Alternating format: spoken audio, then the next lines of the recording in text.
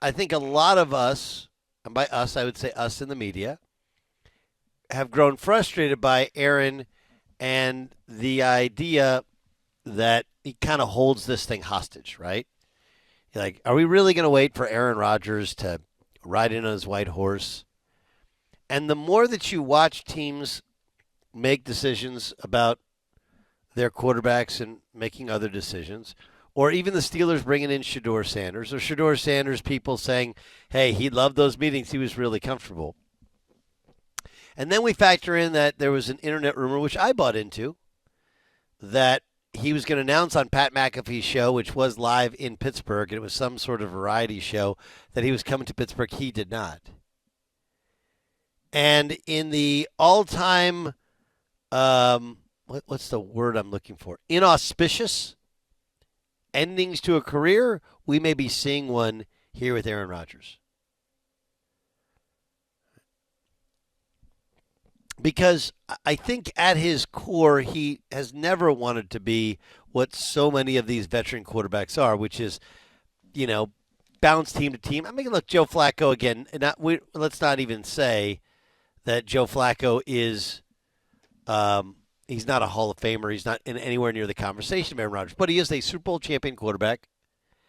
And Joe Flacco has made the cognitive choice a couple years ago to be okay with being the ever-present veteran backup, collecting, several $1,000,000 a year with low expectations of playing, and then be ready to play when he does get an opportunity.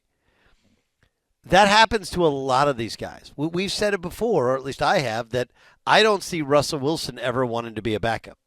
Like, the fact that Russell Wilson signed with the Giants must have told me that they said he's going to be their starting quarterback. And, oh yeah, by the way, to me, that means the Giants aren't serious about winning games. They're just going to run it and try and control the ball and kind of manage him. But again, Russell Wilson has gone from the Seahawks to the Broncos to the Steelers, now to the Giants, right? That's that team hopping that only happens at the end of your career.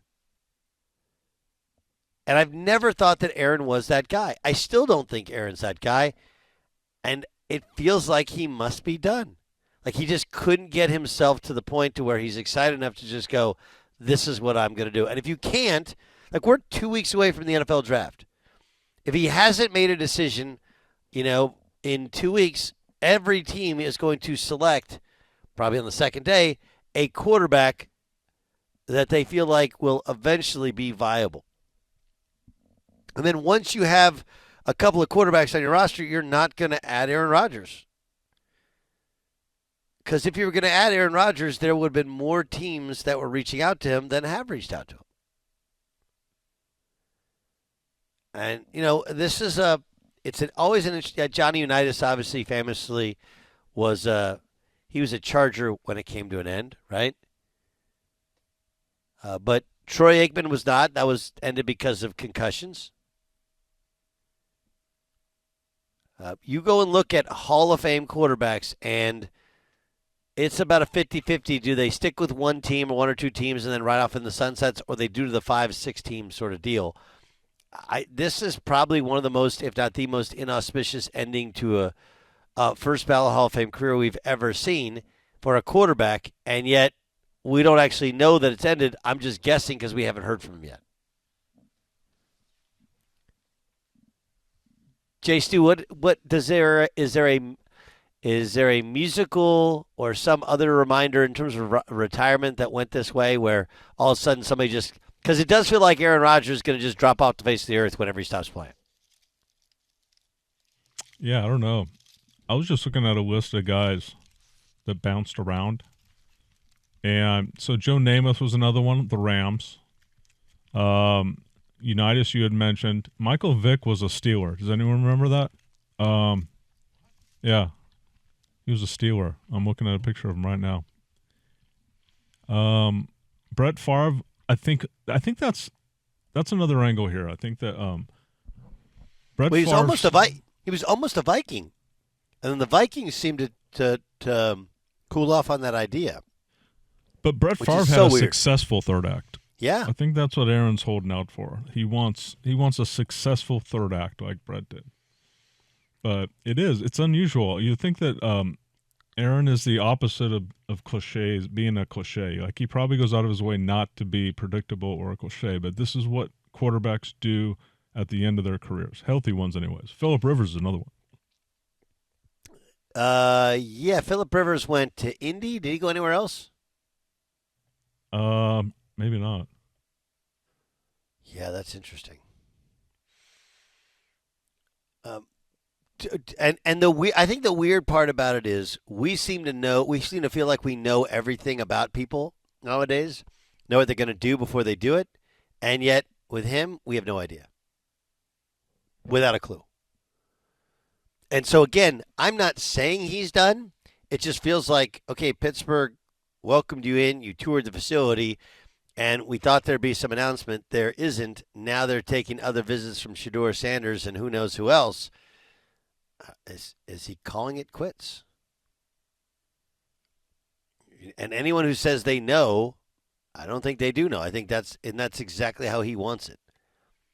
Just super weird. What did the Steelers owner say at the meetings a couple weeks ago? That take all the time he wants, but we need to speed this thing up. We're willing to wait a little bit, I think.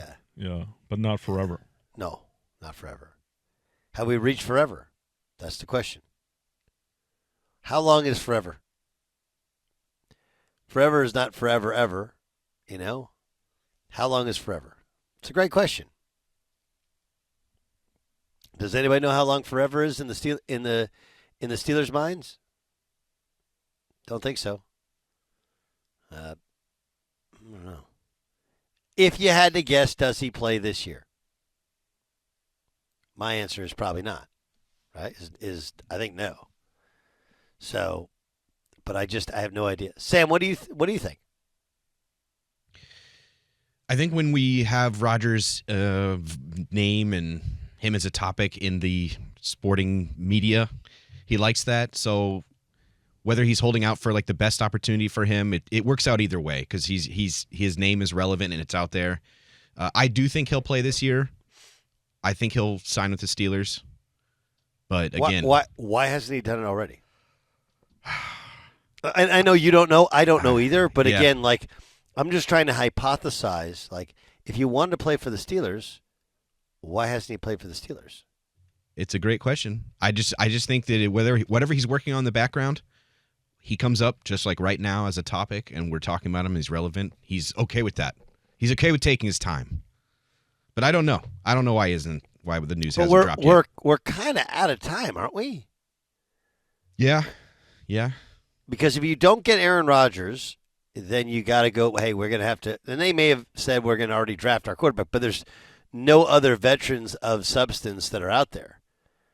And when you're Mike Tomlin and you may not be at the end, but you're creeping towards the end, you don't want to have a kid play quarterback. Or maybe you do, but you're going to have to kind of surround him with a different cast. It literally, one guy does change everything. Everything. So you think it'll either be a young quarterback or Rodgers? And I mean, is Mason Rudolph? He's probably not the answer for the whole year. He's the guy. He's the name in there in pencil right now, right? Yeah, he's the placeholder. Mason's fine. Mason led him to the playoffs a couple years ago. But if it's not Aaron Rodgers, now all of a sudden, okay, we got to draft some young guys probably on the second day. Draft one, maybe even two. And Mason Rudolph becomes your starter, and it looked very different than if Aaron Rodgers is your starter. Yeah, those are that fork in the road, you go down drastically different avenues there. Yeah. Here's Shador Sanders. He was on with Kay Adams, and he said this about his Steelers visit. I enjoyed my time in Pittsburgh. I think I connected well with all the coaches, and it was real fun. I understand the mindset and why they win a lot. Just how he is as a person, and just the values that the team has, and what he preaches from his staff down is similar to like my dad. So, remember Shador Sanders, who wasn't going to go visit a bunch of people, now he's going to visit a bunch of people. So maybe it signifies his stock slipping, and it might signify that either the Steelers are trying to motivate Aaron Rodgers, hey dude, if you don't take it, we got to move on, or they're trying to plan to not have Aaron Rodgers.